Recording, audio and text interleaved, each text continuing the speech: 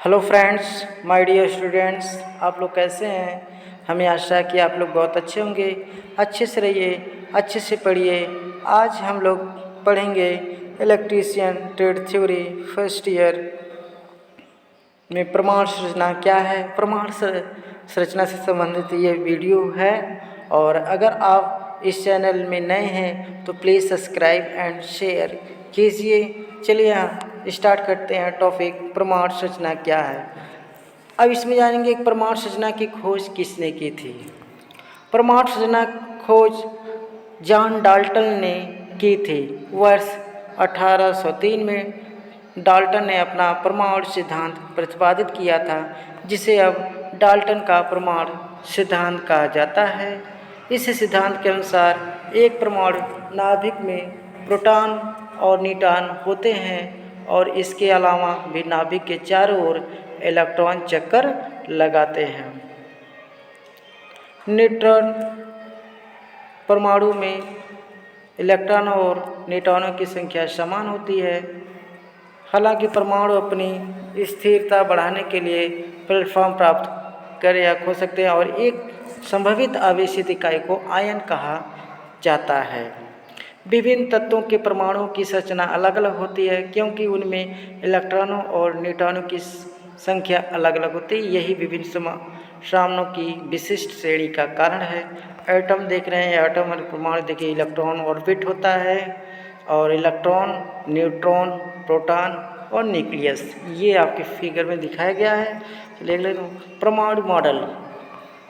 18वीं और 19वीं सदी में कई टुकड़ों ने परमाणु मॉडल की मदद से परमाणु की संरचना को समझने का प्रयास किया। इसमें से प्रत्येक मॉडल के अपने अपने गुण और दोष हैं और यह आधुनिक परमाणु मॉडल के विकास के लिए महत्वपूर्ण था। इस क्षेत्र में सबसे उल्लेखनीय योगदान जॉन डाल्टन ने, जे थॉमसन और अर्नेस्ट रदरफोर्ड और नील्स बोहर का था। इस उपधार में परमाणु की संरचना पर उनके विचारों की चर्चा की। अब देखेंगे डाल्टन का परमाणु सिद्धांत। अंग्रेजी रसायनज्ञ जॉन डाल्टन ने सुझाव दिया कि सभी पदार्थ परमाणुओं से बने हैं जो अविभाज्य और अद्वितीय है। उन्होंने यह भी कहा कि किसी भी तत्व के सभी परमाणु बिल्कुल एक जैसे होते हैं, लेकिन विभिन्न तत्वों के परमाणु आकार और द्रव्यमान में भिन्न भिन्न होते हैं। डाल्टन के परमाणु सिद्धांत के अनुसार रासायनिक कणों के उत्पादन में परमाणुओं की पुनर्रचना की व्यवस्था शामिल होती है। डाल्टन द्वारा प्रस्तावित अभिधारणाओं के अनुसार संरचना में परमाणु शामिल होते हैं जो रासायनिक निष्कर्षण के लिए जिम्मेदार होते हैं, जिसमें सबसे छोटा कण होता है। उनके निम्नलिखित सिद्धांत है। देखिए, प्रत्येक पदार्थ परमाणु से बना है। परमाणु अविभाज्य है। विशिष्ट तत्वों में केवल एक ही प्रकार का परमाणु होता है। प्रत्येक परमाणु का अपना स्थिर द्रव्यमान होता है जो तत्व से तत्व में भिन्न होता है। रासायनिक प्रतिक्रिया के दौरान परमाणुओं का पुनर्व्यवस्थित किया जाता है। परमाणु को ना तो बनाया जा सकता और ना ही नष्ट किया जा सकता है, बल्कि उन्हें एक रूप से दूसरे रूप में बदला जा सकता है। डाल्टन के परमाणु सिद्धांत ने रासायनिक कणों के मिश्रण अर्थात द्रव्यमान के संरक्षण का कानूनी स्थित अनुपात का आंशिक कानून पैदा करने के लिए कानून को स्पष्ट किया है। देखेंगे यहाँ डाल्टन के परमाणु सिद्धांत के दोष क्या हैं। यह सिद्धांत आइसोटोप के अस्तित्व की व्याख्या करने में अचूक था। परमाणु की संरचना के बारे में भी कुछ नहीं बताया गया। बाद में इलेक्ट्रॉन ने परमाणु के अंदर ऐसे वैज्ञानिकों की खोज की जिससे यह सिद्ध हुआ कि परमाणु विभाज्य है। थॉमसन के परमाणु संरचना की सीमाएं। थॉमसन के परमाणु मॉडल किसी भी परमाणु की स्थिरता की स्पष्ट व्याख्या नहीं करता।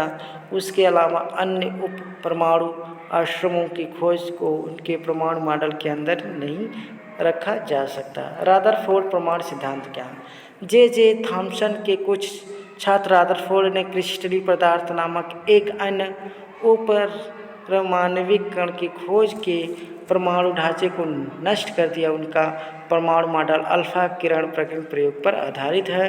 अल्फा किरण प्रयोग 1000 परमाणु के करीबों वाली एक बहुत बड़ी सोने की फीली ली जाती है। सोने की फाइल पर बमबारी करने के लिए अल्फा किरण दोगुनी चार्ज हीलियम 2 बनाया गया। जिंक सर्वे क्रीम के सोने की फाइल के पीछे रखा गया। अधिकांश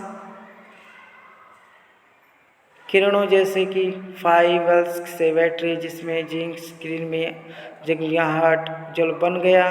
कुछ किरणों सोने की फाइल से ब्लॉक कर परिवर्तित हो गई। 1000 किरण में से एक सोने की पन्नी से टकराने के बाद 180 अंश के कोण पर रजिस्टर से परिवर्तित हो जाता है।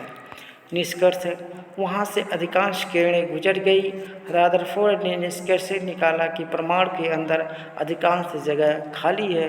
परमाणु के अंदर किसी अन्य धनात्मक आवेश के साथ धनात्मक प्रतिकर्षण के कारण कुछ किरणों परिवर्तित हो जाती है। परमाणु के केंद्र में अत्यंत प्रबल धनात्मक आवेश के कारण रेन का 1000वां भाग भारी विकर्षण हो जाता है। उन्होंने इस प्रचुर धनात्मक आवेश को नाभिक कहा। उन्होंने कहा कि परमाणु सबसे अधिक प्रचुर और द्रव्यमान में रहता है। रदरफोर्ड की परमाणु संरचना। अनुसंधान एवं निष्कर्षों के आधार पर रदरफोर्ड ने अपना स्वयं पर परमाणु संरचना प्रस्तावित किया है, जो इस प्रकार है। परमाणु का केंद्र बिंदु होता है जहां अधिकांश द्रव्यमान एवं द्रव्यमान केंद्रित होता है। परमाणु संरचना निर्मित होती है। ईसा पूर्व के चारों ओर ग्रहों की कक्षाएं पाई जाती है, ठीक वैसे ही जैसे ग्रह सूर्य की झलकियों देते हैं। ठीक है। रदरफोर्ड परमाणु मॉडल की सीमाएं।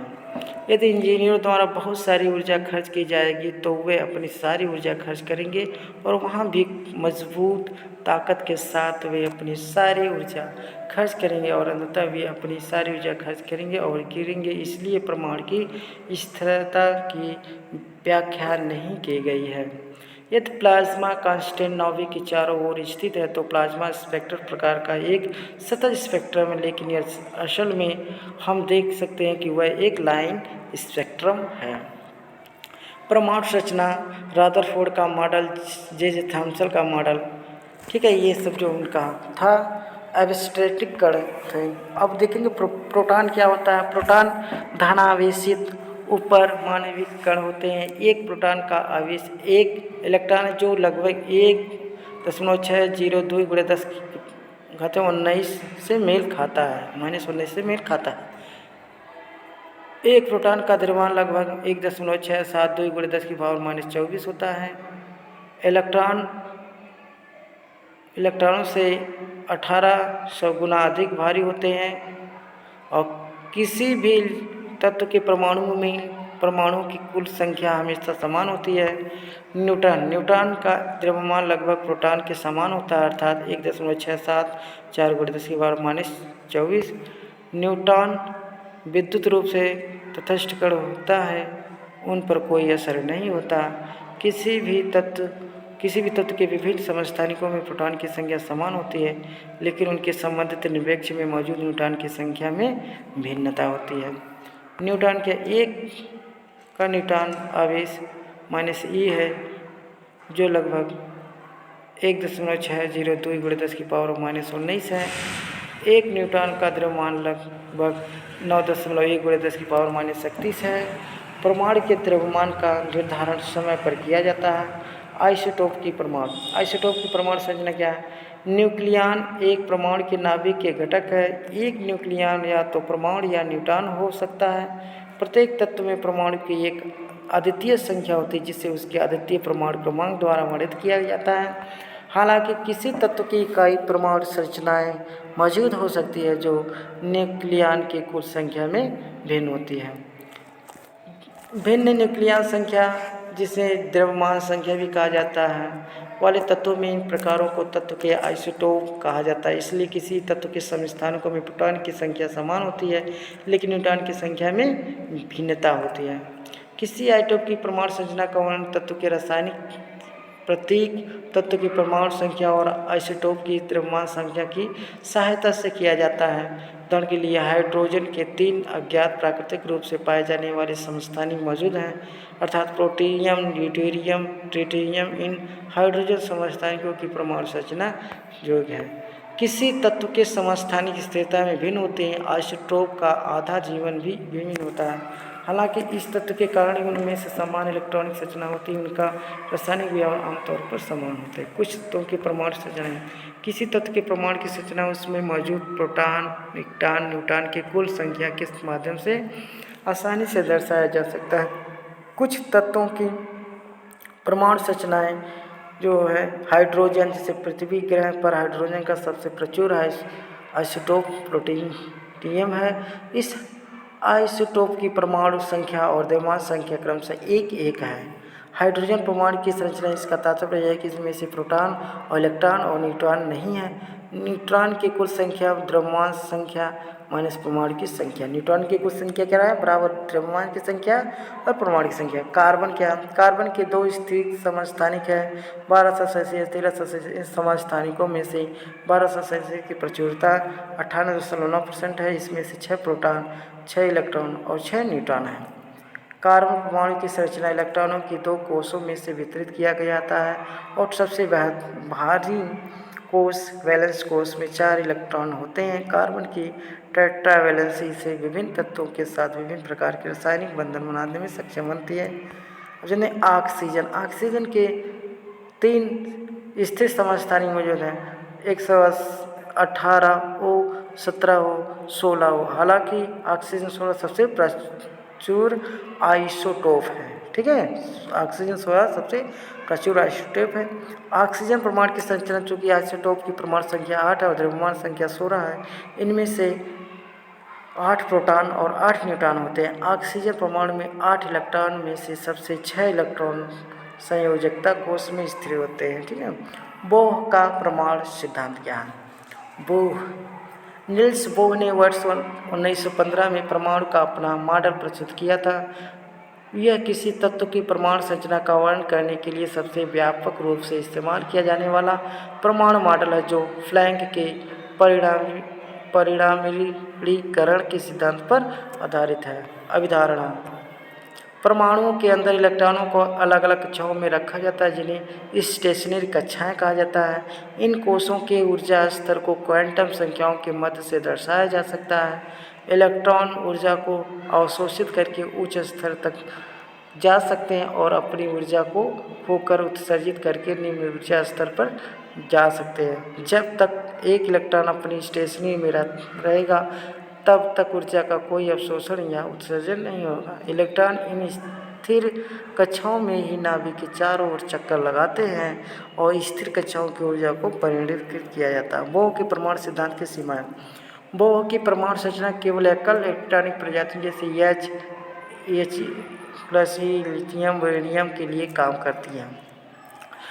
जब हाइड्रोजन के उत्सर्जन स्पेक्ट्रम को अधिक सटीक स्पेक्ट्रोमीटर के तहत देखा गया, तो प्रत्येक लाइन स्पेक्ट्रम की कई छोटी असतत लाइनों का संयोजन देखा गया। स्ट्राक और जीमैन दोनों के प्रभावों को बोह के सिद्धांत का प्रयोग करके समझाया गया। हाइजेनबर्ग का अनिश्चितता सिद्धांत क्या? हाइजेनबर्ग का अनिश्चितता का सिद्धांत क्या है? हाइजेनबर्ग ने कहा कि किसी भी 2 संयुग्मित भौतिक राशियों को 100% सटीकता के साथ एक साथ नहीं मापा जा सकता। माप में हमेशा कोई ना कोई त्रुटि अनिश्चितता रहेगी।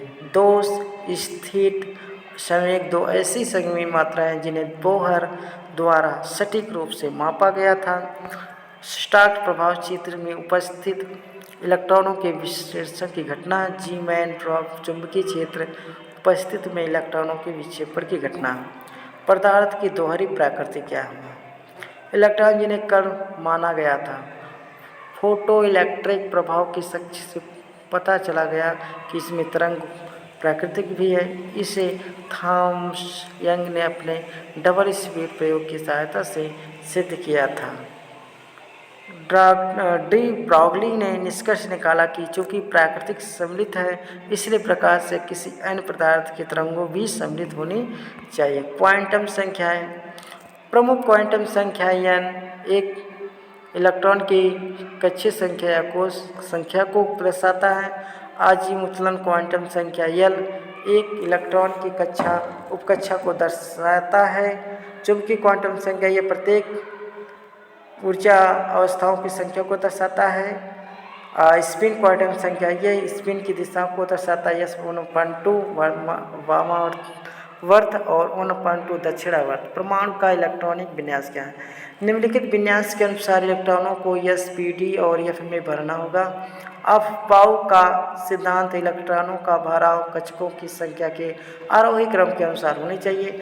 निम्नलिखित ऊर्जा कक्ष को पहले भरा जाना चाहिए और उच्च ऊर्जा स्तर को मानना। अब कक्षीय ए पी प्लस एल की ऊर्जा का मान दो कक्षकों को n प्लस एन मान, जैसे ई अल्फा एन ऊर्जा का आरोही क्रम में 1s 2s p 3s 3p इस प्रकार होता है। देखिए आपका फिगर में दिखाया गया है, ठीक है। n1 n2 n3 n4 n4 है 1s n2 इस तरीके से होता है। पाउली का बास्केट सिद्धांत किसी भी दो इलेक्ट्रॉनों की सभी 4 क्वांटम संख्या समान नहीं हो सकती। यदि दो इलेक्ट्रॉनों को ऊर्जा अवस्था में रखना है तो उन्हें विपरीत ऊर्जाओं के साथ रखना चाहिए। और इस प्रकार आपने इलेक्ट्रॉन, प्रोटॉन, न्यूट्रॉन के बारे में जानकारी ली। परमाणु संरचना क्या है इसके बारे में आप लोग जानकारी लिए और आप ऐसे ही हमारे वीडियो को देखते रहिए और आप तक स्किल पहुंचते रहे, ये हमारा प्रयास है। और आप चैनल को सब्सक्राइब और शेयर कीजिए। Thanks for watching my YouTube channel. Please subscribe and share. धन्यवाद, नमस्कार।